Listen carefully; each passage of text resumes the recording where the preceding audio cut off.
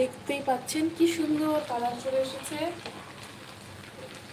ভাজা ভাজা হয়ে গিয়েছে, মুরগিটাও ভিতর থেকে হয়েছে, দেখতেই পাচ্ছেন এখনো কাঁচা নেই, আর একটু কালার আসবে, তারপর দেখতে আরো অনেক বেশি সুন্দর দেখাবে।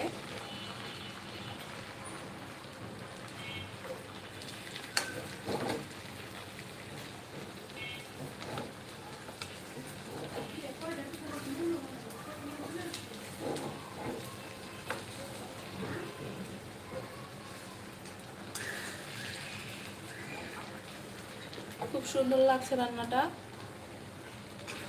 অনেক সুন্দর গ্রান আসতেছে, অনেক সুন্দর গ্রানে, খুব ভালো লাগছে। এটা আর একটু ভাজা ভাজা করতে হবে, তো ভাজা ভাজা কিভাবে করব সেটাও আপনাদের সাথে শেয়ার করছি।